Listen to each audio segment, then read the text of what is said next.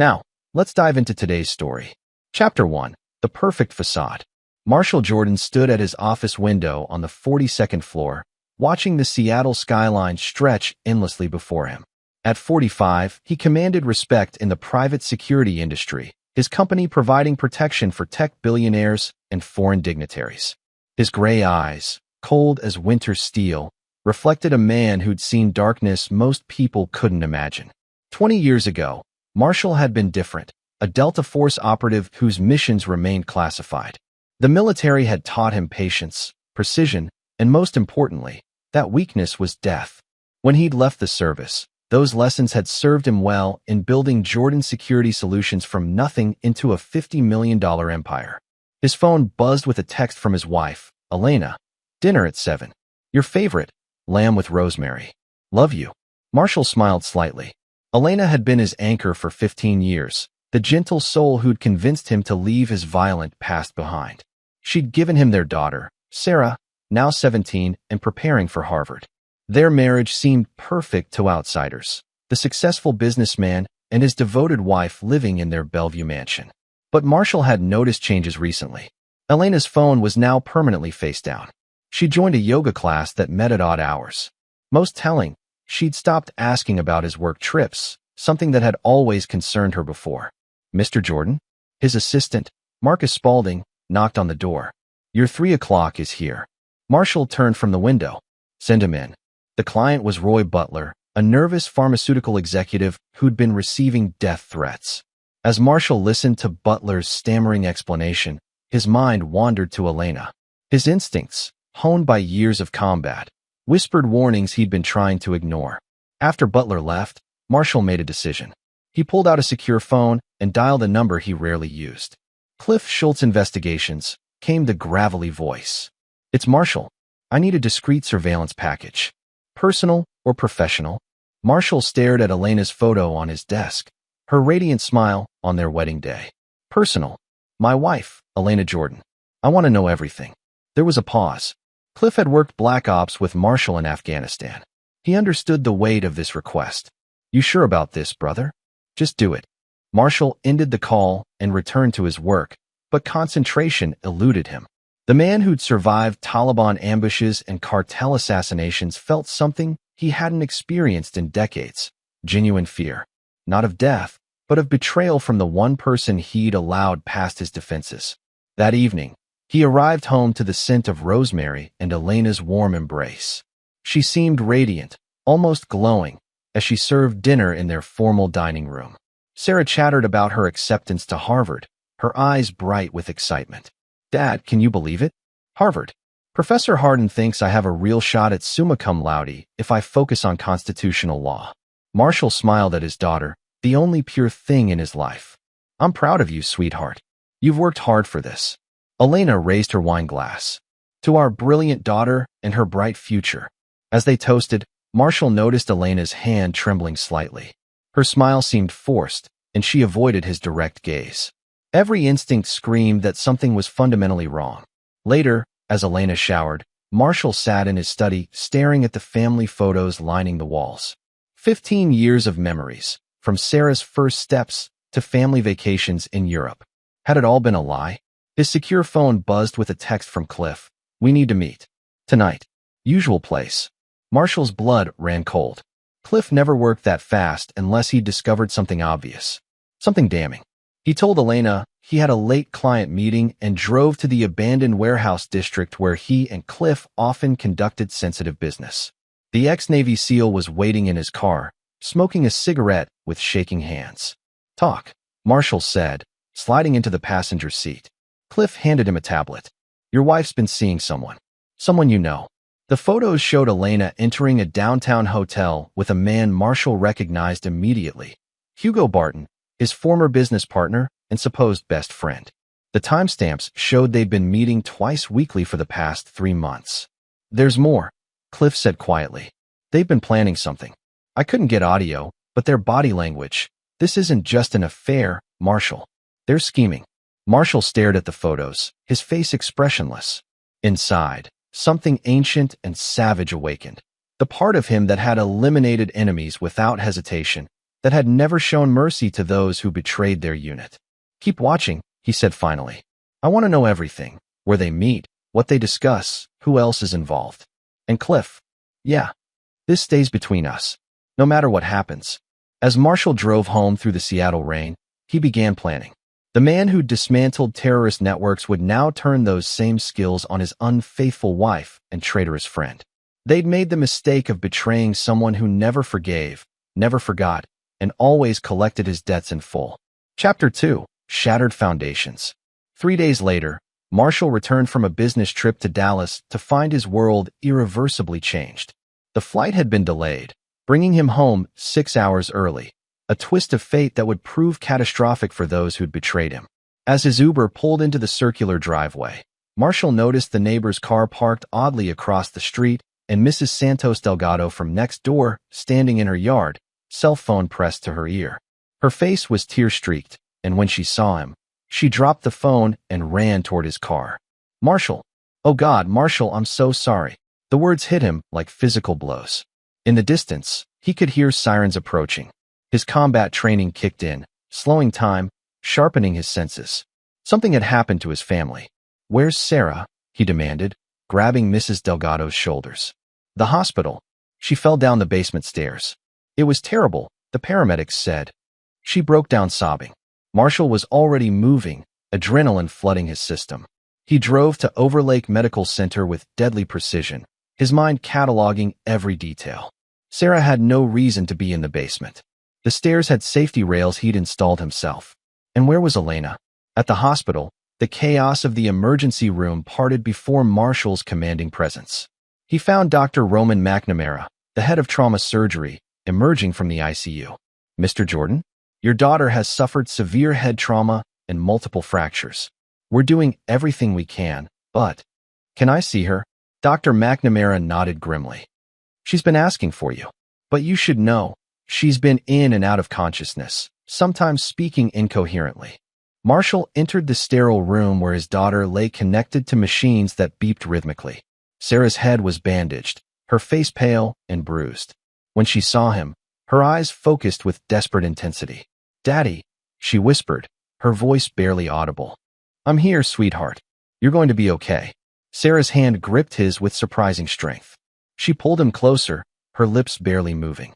"She pushed me. Mommy," she wanted. The machines erupted into frantic beeping as Sarah's vitals spiked. Nurses rushed in, pushing Marshall aside as they worked to stabilize her.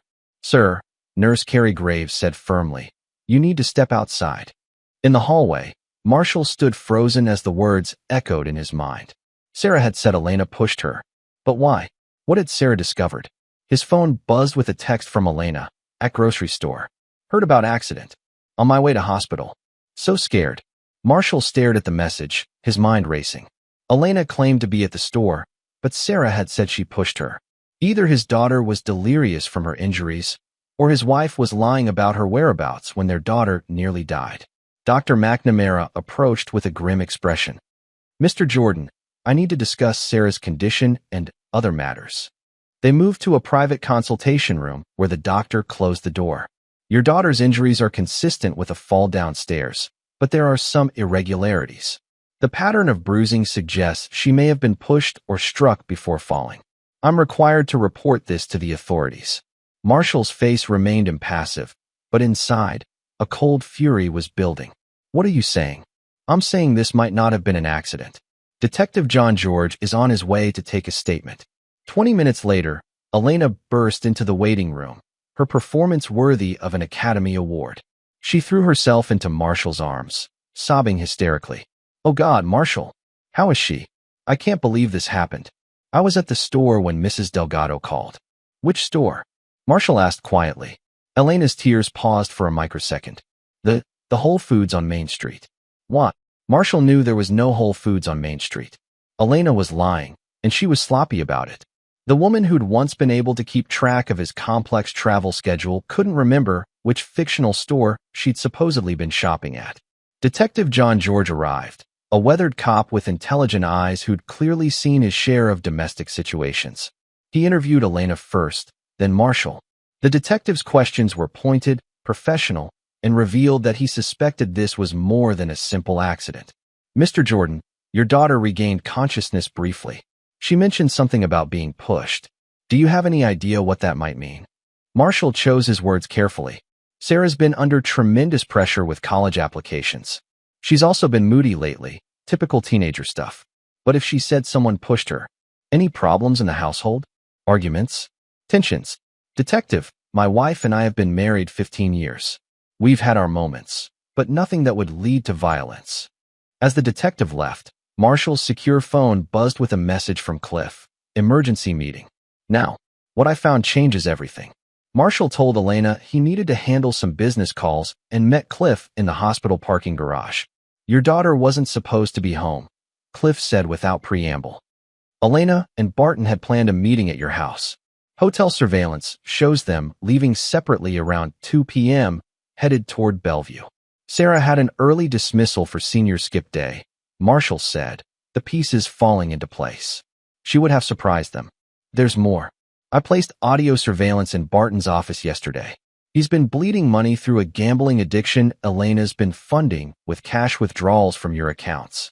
They've been planning to disappear together, but they needed access to your offshore holdings." Marshall stared out at the city lights, processing the information.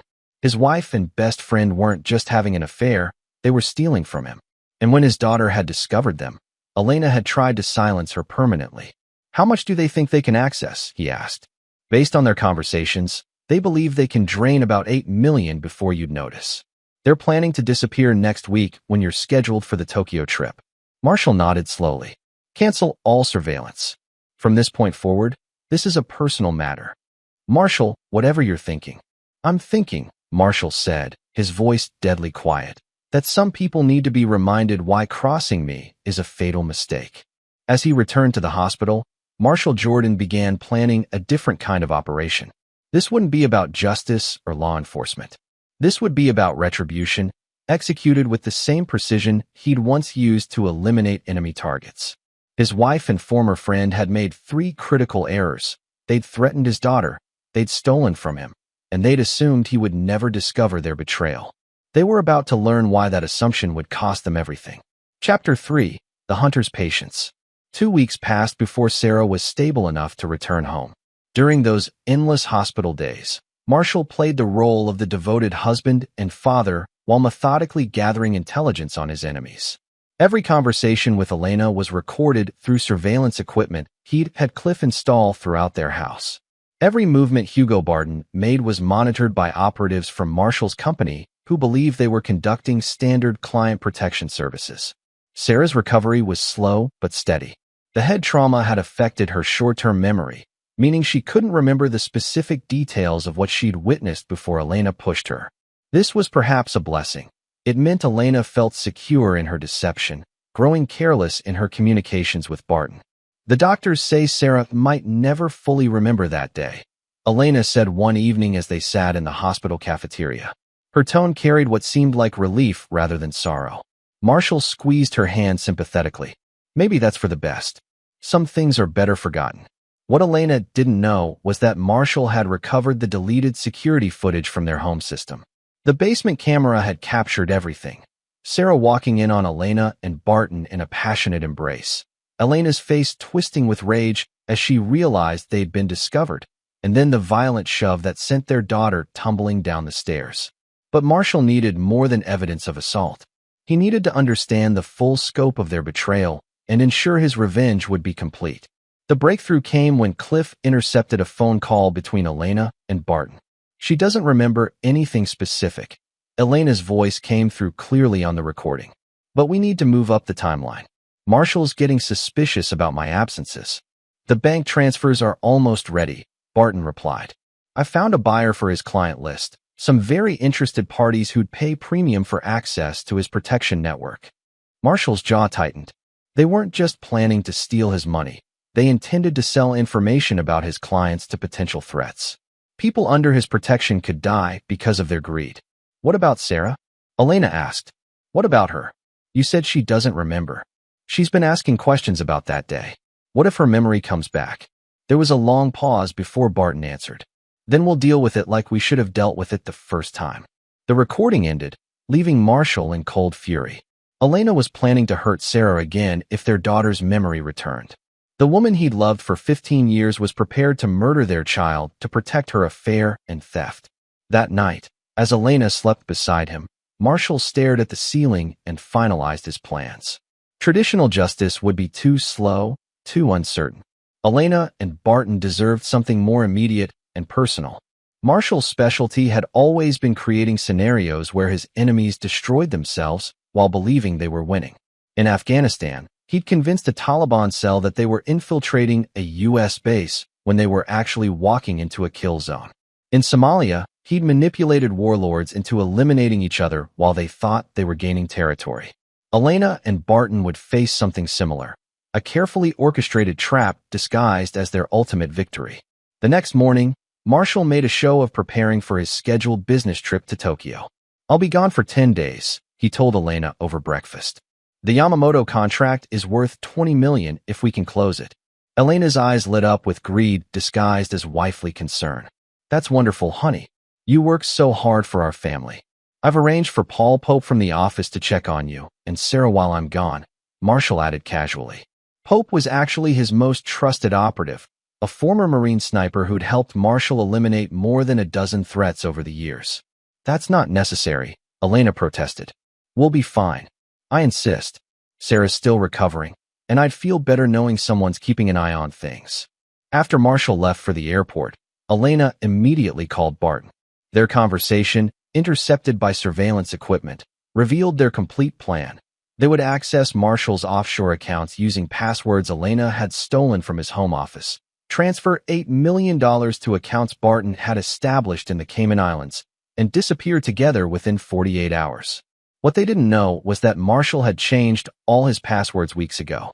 The ones Elena had stolen led to accounts he'd set up specifically for this trap, accounts that would trigger alerts the moment anyone attempted to access them. From his hotel room in Tokyo, Marshall activated the final phase of his plan. He called his head of security, Isaac Koch, who'd been briefed on the situation. "It's time," Marshall said simply. "Understood, sir. The team is in position." Elena and Barton would have their moment of apparent victory when they successfully accessed what they believed were Marshall's accounts. They would see the money transfer to their Cayman accounts. They would celebrate their successful theft and prepare to abandon their old lives. And then Marshall Jordan would remind them why he'd survived 20 years in the world's most dangerous places while his enemies had not. The trap was set. The bait had been taken. Now came the part Marshall had always excelled at, the kill. But this wouldn't be clean or quick. Elena had tried to murder his daughter. Barton had betrayed 15 years of friendship and trust. They deserved to suffer before they disappeared forever, and Marshall intended to give them exactly what they deserved. As he sat in his Tokyo hotel room, watching the Seattle rain through video feeds from his home security system, Marshall Jordan smiled for the first time since discovering their betrayal. Tomorrow, his wife and former friend would learn why some men should never be crossed, and why mercy was a luxury Marshall had abandoned long ago. Chapter 4. The Web Titans. Marshall's flight from Tokyo landed at SeaTac at 11:47 p.m., 3 days ahead of his announced schedule. He'd spent the past week in Japan legitimately closing the Yamamoto deal while his team positioned themselves around Elena and Barton like pieces on a chessboard. Every move his targets made was anticipated, every conversation monitored, every plan they thought was secret had been fed to them by Marshall himself. The Cayman Islands accounts Barton had established were real, but they were controlled by Marshall through shell companies his lawyer, Dan McKee, had created years ago for exactly these kinds of operations. When Elena and Barton transferred the $8 million, they were actually moving Marshall's money from one account he controlled to another account he controlled, but they wouldn't discover this until it was far too late. Isaac Koch met Marshall at the airport with a detailed briefing. They took the bait completely, Isaac reported as they drove through the empty Seattle streets. Elena accessed what she thought were your offshore accounts yesterday at 3:47 p.m. The transfer to the Cayman accounts completed this morning. They're celebrating at the Four Seasons downtown, room 2247, registered under the names Mr. and Mrs. Robert Mason. Sarah? Safe at your sister's house in Portland. She thinks it's a surprise visit while you're traveling. Paul Pope is maintaining security there. Marshall nodded. Getting Sarah away from Seattle had been crucial. What was about to happen would traumatize her if she witnessed it. And despite everything Elena had done, Sarah still loved her mother. Phase 2 status. Barton's gambling debts are being called in. Our associates in Vegas convinced his creditors to demand immediate payment of $400,000.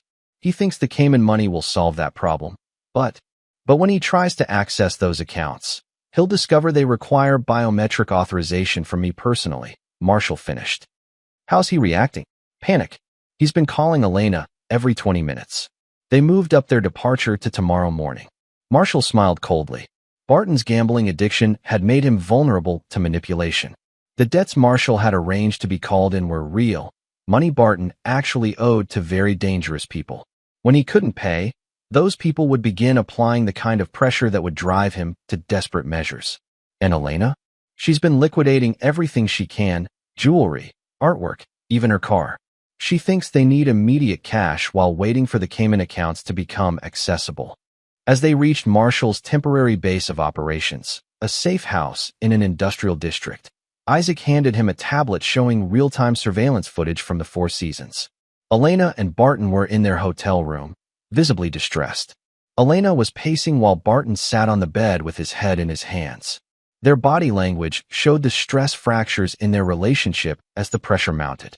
Perfect, Marshall said. Begin phase 3. At 2:30 a.m., Barton's phone rang. The caller was Muhammad Weiss, a loan shark who worked for the kind of people who collected debts with crowbars and blowtorches. Mr. Barton, you have 6 hours to produce $400,000, or we're going to start with your fingers and work our way up. The call was brief but effective. Within minutes, Barton was frantically trying to access the Cayman accounts from his laptop.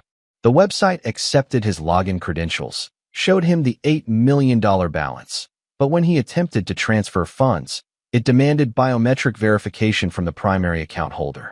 It's not working. Barton's voice was picked up clearly by the surveillance devices Marshall's team had placed in their room. It says I need Marshall's fingerprint and retinal scan. That's impossible, Elena replied. You said these accounts were anonymous. They are. This shouldn't be happening. Marshall watched their panic with satisfaction. They were beginning to realize they'd been outmaneuvered, but they still didn't understand the full scope of his manipulation. At 4:15 a.m., Elena received a call that sent her into hysterics. The caller, claiming to be from Seattle Children's Hospital, informed her that Sarah had suffered a relapse and was asking for her mother. We need to go to her, Elena told Barton. Are you insane? We can't go back to Seattle. Marshall might be back early, and I've got killers looking for me. This was the moment Marshall had been waiting for, the point where their alliance would fracture under pressure. Elena's maternal instincts, however twisted, were still stronger than her greed. Barton's survival instincts were purely selfish. She's my daughter. She's also the only witness to what you did. If her memory comes back, don't you dare suggest. I'm not suggesting anything. I'm stating facts. We need to disappear now, while we still can. Their argument escalated until Elena grabbed her purse and headed for the door. Where are you going? To see my daughter. With or without you. Elena, wait. But she was already gone, taking a taxi back to Seattle while Barton remained trapped in the hotel room, afraid to leave but unable to access the money he needed to save his life. Marshall had successfully separated his targets. Now he could deal with them individually, giving each the personalized destruction they deserved. Elena would face justice for attempting to murder Sarah. Barton would face something much worse for betraying Marshall's trust and threatening his family. As dawn broke over Seattle, Marshall Jordan prepared to collect 15 years' worth of debt from the two people who'd mistaken his love for weakness and his trust for stupidity. They were about to discover that some debts could only be paid in blood. Chapter 5. Closing the Trap. Elena's taxi pulled into the hospital parking lot at 6:23 a.m., just as Marshall had calculated. She rushed through the lobby to the pediatric ICU, where she was stopped by a nurse who informed her that no patient named Sarah Jordan was currently admitted. That's impossible, Elena insisted. I received a call that my daughter had a relapse. The nurse checked her records again, then suggested Elena contact the main information desk.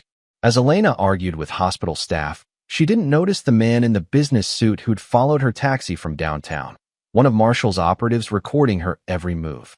Meanwhile, At the Four Seasons, Barton was discovering that his nightmare was just beginning. At exactly 7 a.m., his phone rang again. "Mr. Barton, this is Detective John George with Seattle PD. We need to discuss some irregularities in your recent financial activities. How soon can you come to the station?" Barton's blood turned to ice. The police were investigating him while killers were hunting him, and he was trapped in a hotel room with stolen money he couldn't access. I'm out of town on business," he stammered. "I see. When will you be returning to Seattle?" "I'm not sure. Maybe next week." "That's unfortunate. We've frozen your business accounts pending our investigation. You'll need to return immediately to resolve this matter." The call ended, leaving Barton in complete panic. He didn't know that Detective George was actually Marshall's former teammate, Brian Peck, using sophisticated voice modification software to impersonate the real detective. At 8:45 a.m., Elena finally accepted that no hospital had called her. She tried calling Barton, but he wasn't answering his phone. Fear replaced confusion as she realized their plan was collapsing. She drove to Barton's downtown office, where she found the building surrounded by police cars. A uniformed officer informed her that the entire floor was sealed pending a federal investigation into money laundering and wire fraud. Elena's hands shook as she called Barton again. This time he answered. "The FBI raided your office," she whispered. "What? That's impossible. There are federal agents everywhere. They know about the money." What Elena didn't know was that the federal raid was actually Marshall's security team, dressed in convincing FBI costumes and using official-looking vehicles acquired through his government contracts. The real FBI had no idea Hugo Barton existed. "We need to run," Barton said. "Now? Forget the Cayman money. We'll take whatever cash we have and disappear. I can't leave Sarah. Sarah is the reason we're in this mess. If you hadn't tried to." "Shut up," Elena screamed. "Just shut up." By noon, both Elena and Barton had returned to the Four Seasons, but their room was no longer the sanctuary they'd believed it to be. Marshall's team had spent the morning installing additional surveillance equipment and preparing for the final act. Elena arrived first, using the key card to enter the room where she found Barton packing frantically. "We leave in 1 hour," he said without looking up. "I've got a contact in Vancouver who can get us new identities." "What about the money?" "What about it? It's gone. We can't access it, and even if we could, they're watching everything." Elena sat heavily on the bed, the weight of their situation finally crushing her. "How did this happen? We were so careful." "Obviously not careful enough." At 1:17 p.m., their hotel room door opened quietly. Neither Elena nor Barton noticed the figure in the maintenance uniform who entered with a master key card. They were too focused on their argument to pay attention to the hotel worker who moved efficiently around their room, placing small devices behind furniture and inside air vents. The man finished his work and left as silently as he'd arrived. Elena and Barton never knew he'd been there. At 2:30 p.m., as Elena and Barton prepared to leave Seattle forever, the real phase of Marshall's revenge began. The devices the maintenance worker had installed weren't just surveillance equipment. They were something much more sophisticated, a weaponized delivery system that would ensure Elena and Barton faced justice for their crimes without Marshall having to dirty his hands personally. As Elena reached for her suitcase, a fine mist began spraying from the air conditioning vents. The substance was odorless and colorless, but within minutes, both conspirators began feeling dizzy and disoriented. "Something's wrong," Elena said, her words slurring. Barton tried to stand, but collapsed back onto the bed. "I can't, my legs." The drug was a paralytic agent Marshall had acquired during his military service, something that would render them helpless without killing them. He needed them conscious for what came next. 20 minutes later, both Elena and Barton were completely immobilized, but fully aware as the hotel room door opened again. This time, Marshall Jordan walked in personally, followed by Isaac Koch and 2 other operatives. "Hello, darling," Marshall said to Elena, his voice carrying the same tone he'd used to say goodbye before his business trips. "I trust you've been having an interesting week." Elena tried to speak, but could only make small sounds. The paralytic had frozen her vocal cords along with her muscles. Marshall pulled up a chair and sat down facing them, his gray eyes as cold as Arctic ice. "You're probably wondering how I found out about your little scheme. The truth is, I've known for weeks. Every move you made, every plan you hatched, every conversation you had. I was listening to all of it. He reached into his jacket and pulled out a tablet, showing them the basement security footage of Elena pushing Sarah down the stairs. Did you really think I wouldn't check my own security system? Did you believe I was that trusting, that naive? Tears began flowing down Elena's paralyzed face as she watched herself attempting to murder their daughter. The money you thought you stole? It was never yours to begin with. The Cayman accounts? I own them. The federal investigation? My people. The gambling debts calling in Barton's markers? I arranged every single one. Marshall leaned forward, his voice dropping to a whisper. You tried to kill my daughter. You stole from me. You betrayed 15 years of marriage and friendship. Did you think there wouldn't be consequences? He stood and walked to the window, looking out at the Seattle skyline. I could turn you over to the real police. Elena would face attempted murder charges. Barton would go to prison for fraud and theft. But that seems too easy, too clean. Marshall turned back to face them, and for the first time in weeks, he smiled. I have something much more appropriate in mind. Chapter 6. The Point of No Return.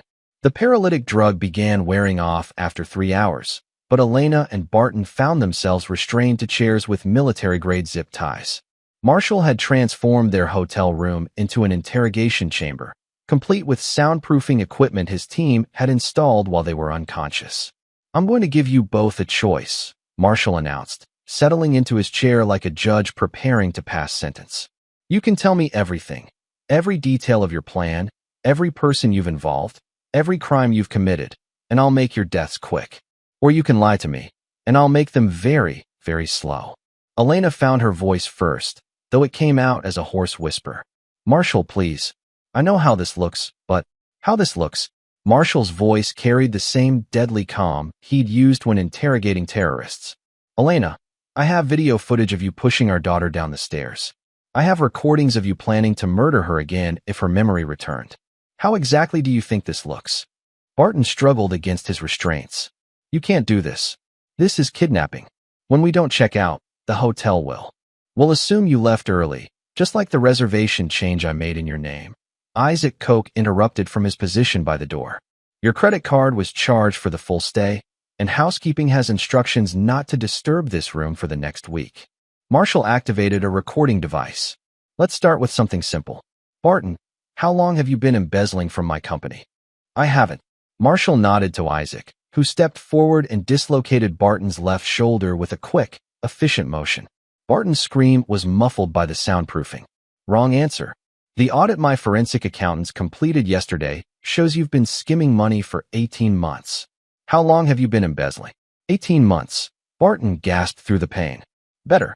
Elena, when did you first start planning to leave me? Elena's eyes darted between Marshall and Barton. I never planned to leave you. This was all Hugo's idea. This time Isaac dislocated her thumb. Elena's shriek was sharp and agonized. Elena, I have recorded conversations of you discussing our divorce, my death, and gaining access to my life insurance policies. When did you first start planning to leave me? 2 years ago, she sobbed. When I found out about your work in Syria. Marshall's expression didn't change, but something flickered in his gray eyes. What about my work in Syria? I hired a private investigator to look into your past. I know what you did there, Marshall. I know about the families you killed, the children who died because of your operations. I couldn't live with being married to a monster. The room fell silent except for Elena's ragged breathing.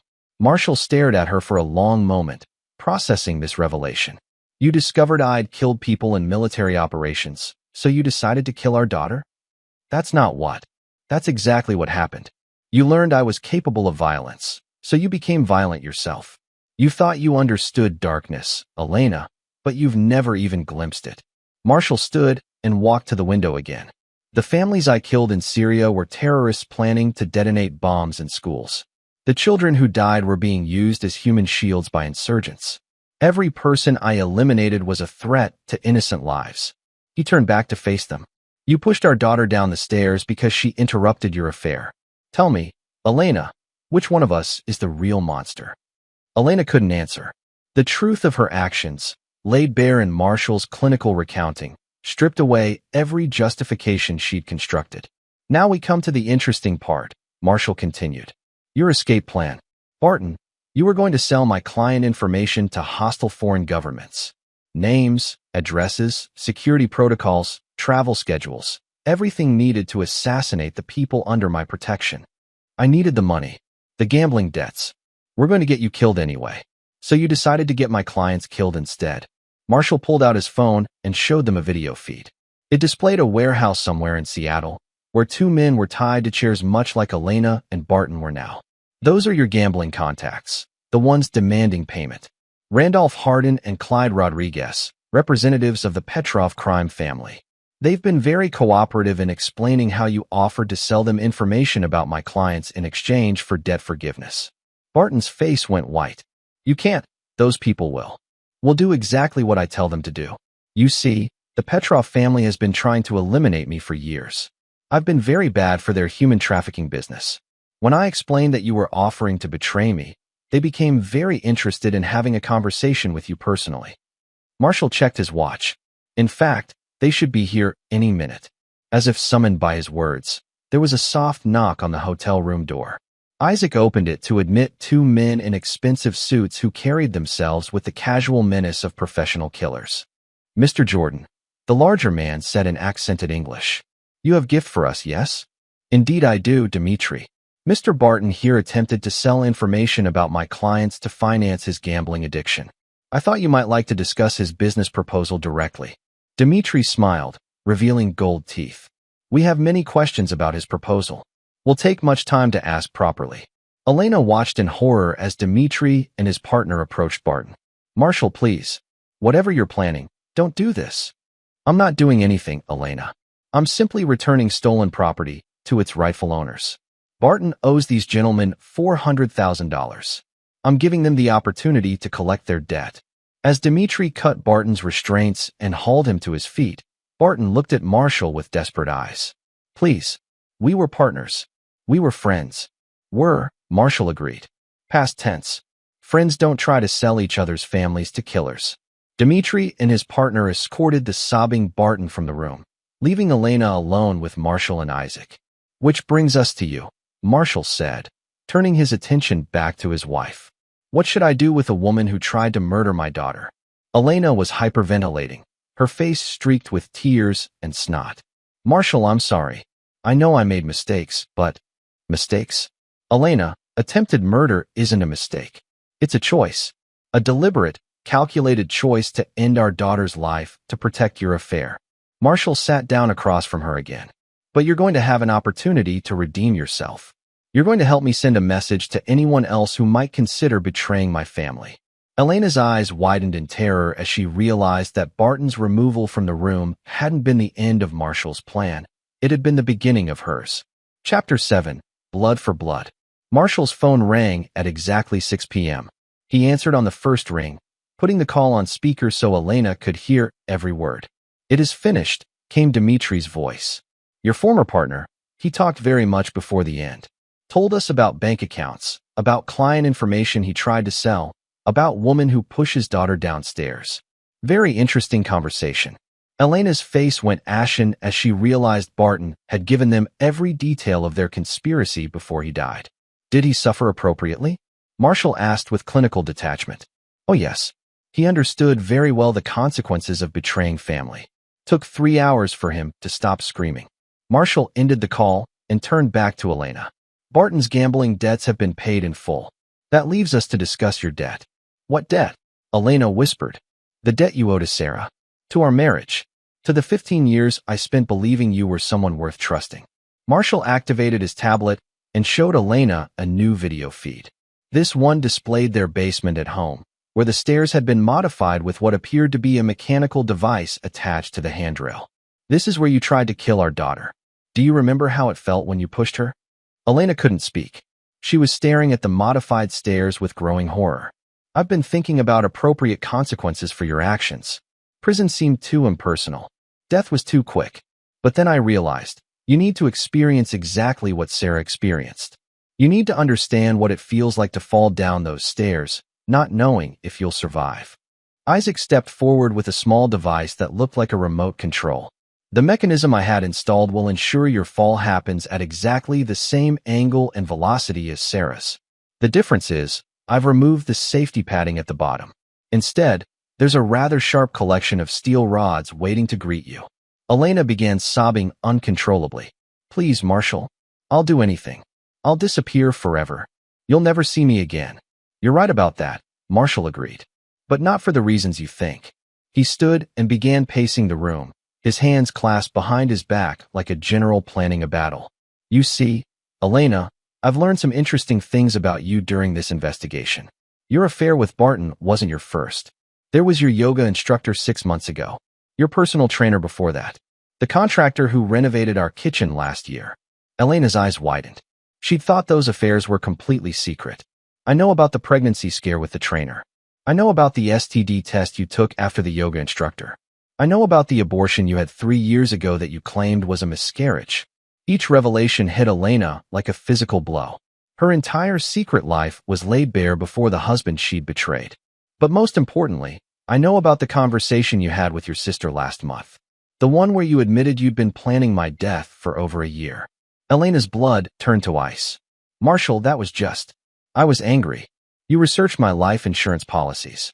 You looked into hiring someone to make my death look like an accident during one of my business trips. You discussed how much money you'd inherit and how quickly you could gain custody of Sarah. Marshall stopped pacing and fixed Elena with a stare that seemed to burn into her soul. The only reason you didn't go through with it was because you couldn't find a reliable hitman. So you settled for stealing my money and disappearing with Barton instead. Elena realized with dawning horror that Marshall knew everything. Every betrayal, every deception, every moment of the double life she'd been living was exposed. Here's what's going to happen, Marshall continued. You're going to write a confession detailing your affair, your theft, and your attempt to murder Sarah. You're going to sign it and record a video statement taking full responsibility for your actions. And then you're going to disappear. Permanently. Isaac handed Elena a pen and a sheet of paper with her confession already typed out. As she read it, her hands shook violently.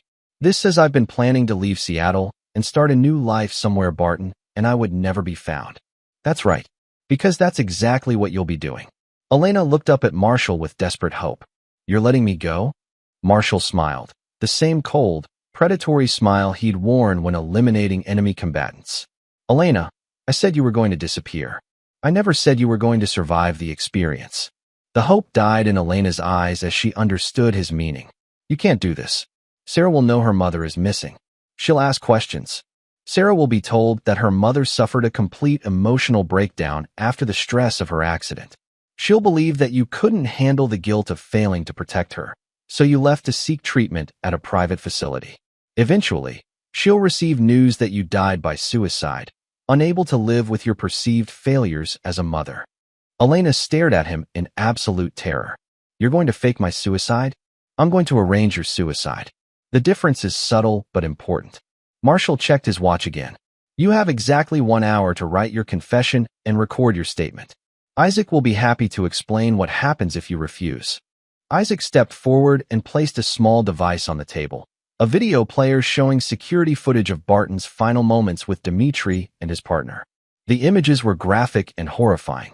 Your choice, Mrs. Jordan, Isaac said quietly. Write the confession or experience what Mr. Barton experienced. Elena picked up the pen with trembling hands and began writing. As she worked, Marshall made a phone call to his sister in Portland. Jenny? It's Marshall. Listen, Elena's having some serious mental health issues after Sarah's accident. I'm going to need you to keep Sarah for another week while we get Elena into treatment. Yes, it's that serious. No, I can't explain right now, but Sarah can't come home until this is resolved.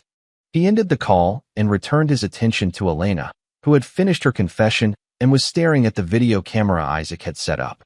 Remember, Marshall said as he activated the recording, this needs to be convincing. Sarah will watch this someday, and she needs to believe her mother left willingly. Elena looked into the camera lens, tears streaming down her face. Sarah, my beautiful daughter, I'm so sorry. I'm sorry I wasn't there when you fell. Sorry I couldn't protect you. Sorry I've been such a failure as a mother. I can't live with the guilt anymore. I'm going away to get help, but I don't know if I'll ever be strong enough to come home. Please know that everything I've done because I love you. The recording ended. Elena had just created the evidence that would explain her disappearance and eventual death. Marshall nodded approvingly. Very convincing. Sarah will be comforted to know her mother loved her, even if she was too weak to stay and fight for their relationship.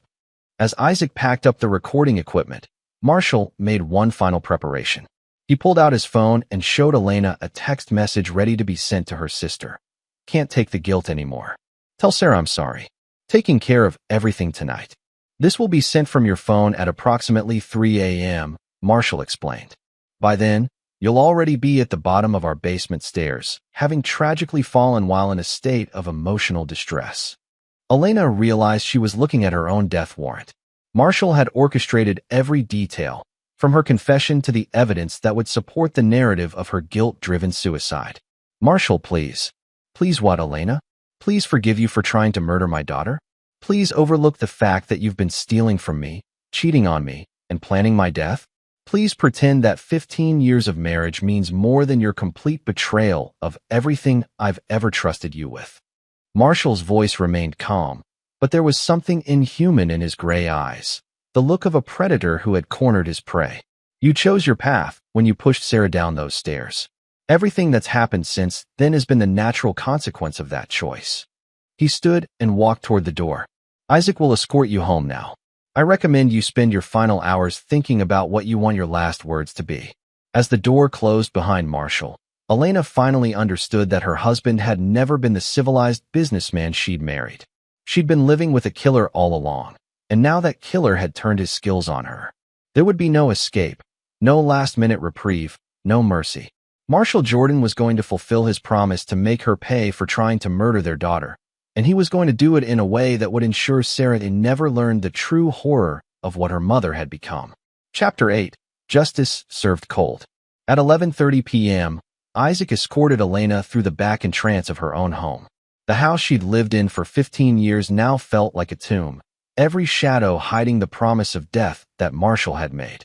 Elena noticed immediately that several things had been changed during her absence. The basement door stood open, revealing the modified stairs she'd seen on the video feed. The security cameras had been repositioned to capture different angles. Most disturbing of all, there were plastic sheets covering the expensive furniture in the living room. Sit down, Isaac instructed, gesturing to the couch that wasn't covered in plastic.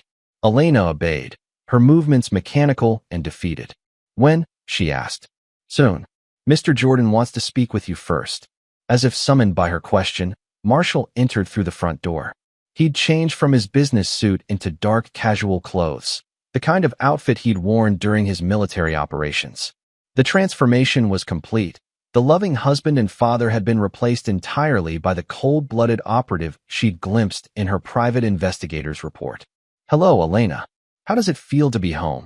Elena couldn't answer. The weight of her impending death had crushed her ability to speak. Marshall sat across from her, maintaining the same calm demeanor he'd shown throughout this nightmare. I've been thinking about our conversation earlier, about you discovering my military record. You said you couldn't live with being married to a monster, but I'm curious, what exactly did you think I was? When Elena didn't respond, Marshall continued. Did you think I was some kind of suburban businessman who played soldier on weekends? Did you believe the cover story about military consulting and security contracts? Elena finally found her voice. I thought you were protecting people. I was protecting people, just not in the way you imagined. Marshall activated his tablet and showed Elena a series of classified documents and photographs. Operation Nightfall, Syria, 2011. 18-month deep cover infiltration of a terrorist cell planning to bomb refugee camps. I eliminated 37 targets, including the cell's leadership. The photos showed Marshall with longer hair and a beard, standing among men who were clearly Middle Eastern extremists. Operation Black Ice, Somalia, 2013. Dismantled a warlords organization that was trafficking children for forced labor and sexual exploitation. Body count, 53. More photos, more evidence of Marshall's true nature as a government assassin. Operation Red Dawn, Afghanistan, 2014.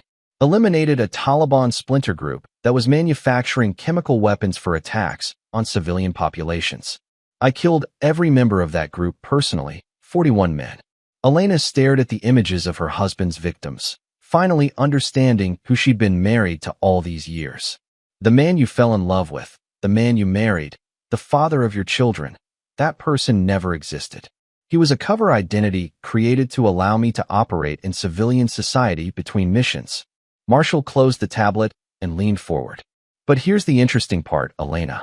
Despite being trained to kill without hesitation, despite eliminating over 200 threats to American security, I never once raised my hand to you or Sarah.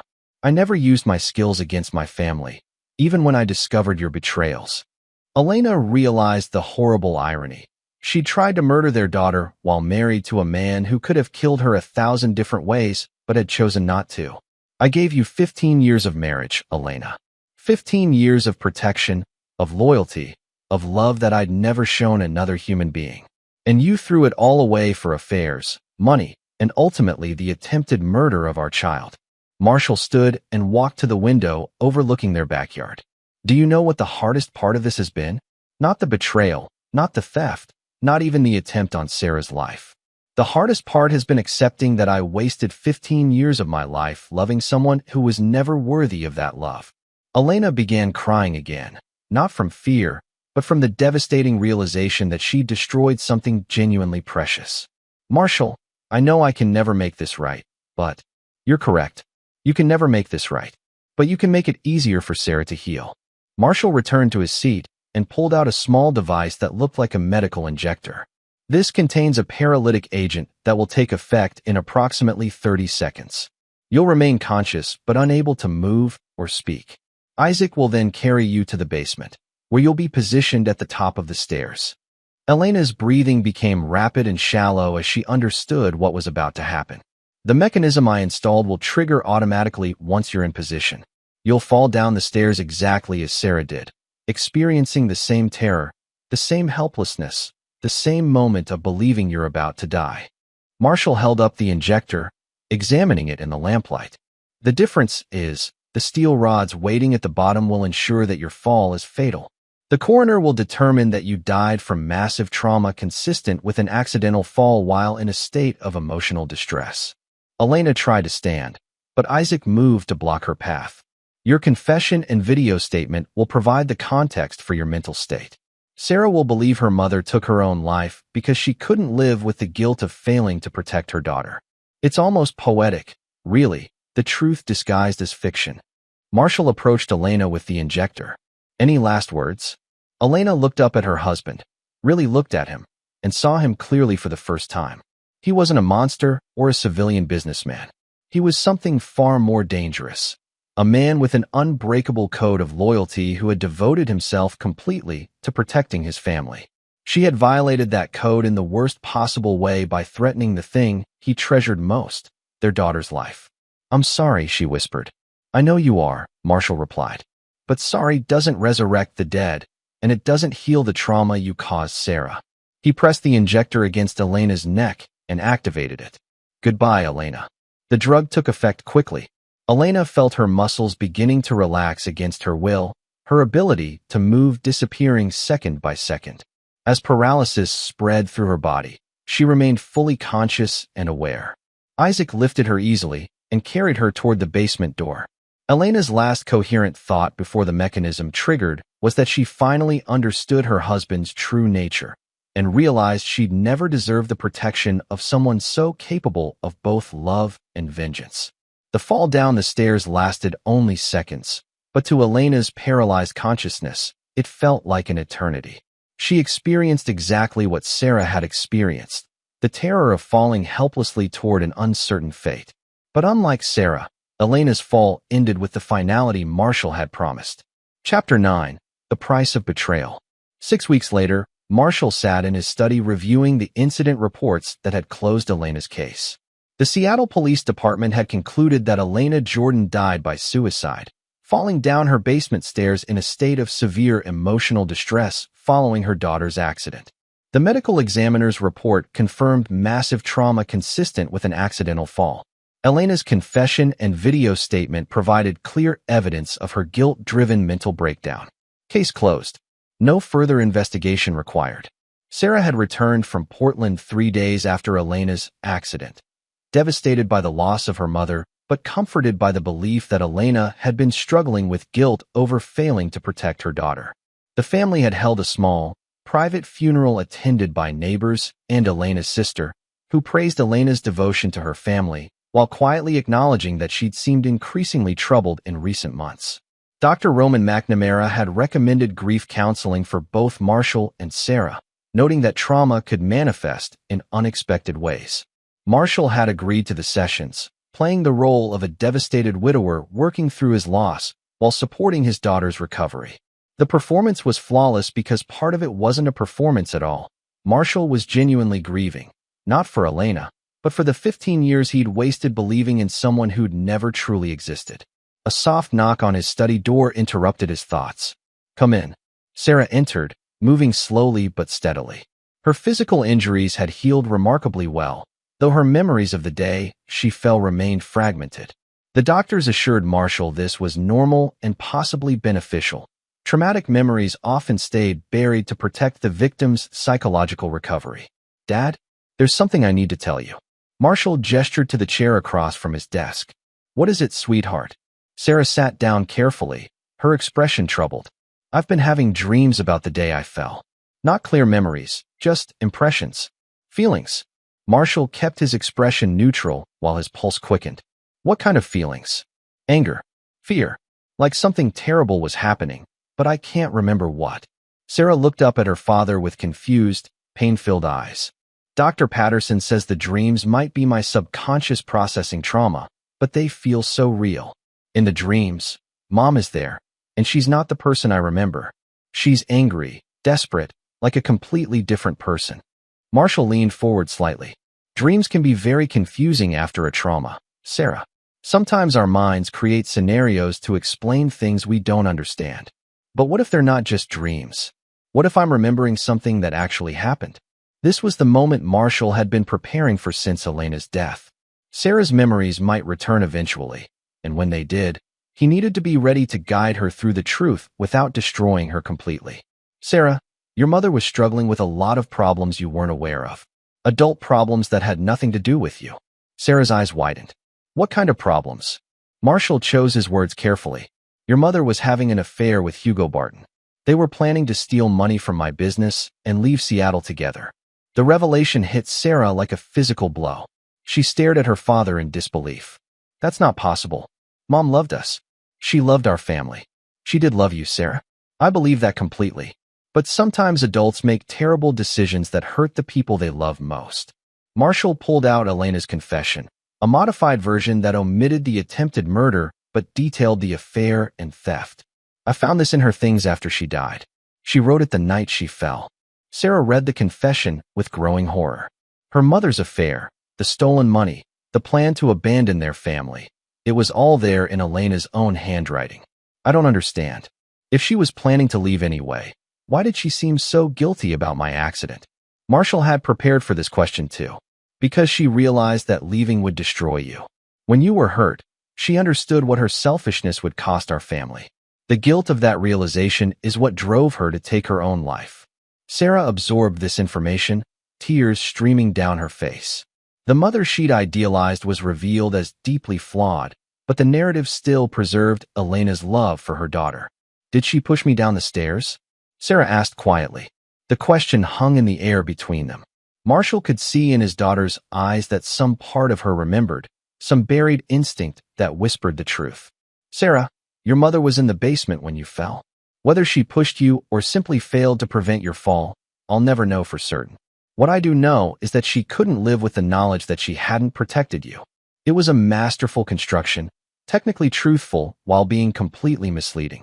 Elena had indeed pushed Sarah, but Marshall's phrasing allowed Sarah to interpret it as a tragic accident complicated by maternal guilt. Sarah cried for several minutes while Marshall sat quietly, letting her process the devastating revelation about her mother. When she finally spoke, her voice was small and broken. "What happened to Hugo Barton?" "Hugo disappeared the same night your mother died. The police believe he fled the country with whatever money he'd already stolen." This was also technically true. Barton had indeed disappeared that night, though not in the way the police assumed. Sarah wiped her eyes and looked at her father with a mixture of sadness and determination. "I want to remember everything that happened that day, even if it hurts." Marshall reached across the desk and took his daughter's hand.